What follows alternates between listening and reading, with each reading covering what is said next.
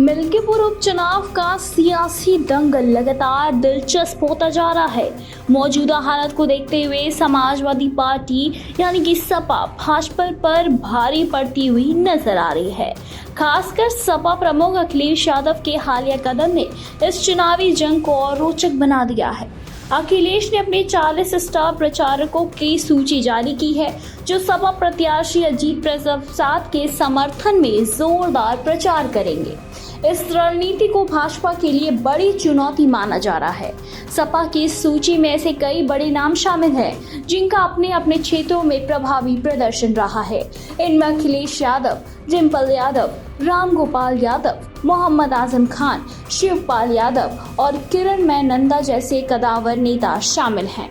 खास बात यह है कि नेताओं में से कुछ ने पहले भी उन सीटों पर भाजपा को हराया है, जहां उनकी जिम्मेदारी सौंपी गई थी।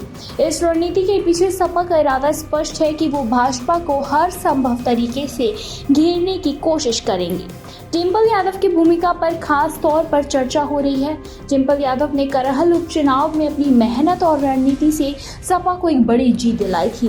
उन्होंने न केवल प्रचार की कमान संभाली थी, बल्कि जमीनी स्तर पर डेरा डालकर मतदाताओं का विश्वास जिताने का काम भी किया था। इसी के साथ ही करहल उपचुनाव में तेज प्रताप यादव की जीत का श्रेय भी सपा ने डिम्पल यादव को दिया था। अब एक बार फिर डिम्पल यादव को मिल्कीपुर उपचुनाव की जिम्मेदारी दी गई है।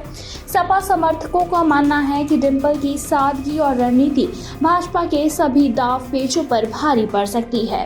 इसके अलावा प्रिया सरोज का नाम भी चर्चा में है। मछली शहर से सपा की युवा सांसद प्रिया सरोज की लोकप्रियता लगातार बढ़ रही है। सदन के अंदर और बाहर उनकी सक्रियता और डिम्पल यादव के साथ उनकी करीबी ने उन्हें सपा का एक महत्वपूर्ण चेहरा बना दिया है। प्रिया सरोज के सियासी कौशल और डिम्पल यादव की रणनीति का मेल मिल्कीपुर उपचुनाव में भाजपा के लिए मुश्किलें खड़ी कर सकता है। भाजपा की ओर से भी पूरी ताकत झोंकी जा रही है। मुख्यमंत्री योगी आदित्यनाथ खुद इस चुनाव पर और नजर बुनाए हुए हैं और इसी के साथ ही भाजपा के लिए ये चुनाव केवल एक उपचुनाव नहीं, बल्कि प्रतिष्ठा का सवाल बन गया है। 2019 के लोकसभा चुनाव में फैजाबाद सीट पर मिली हार के बाद भाजपा इस उपचुनाव के जरिए अपनी साख बचाने की कोशिश कर रही है।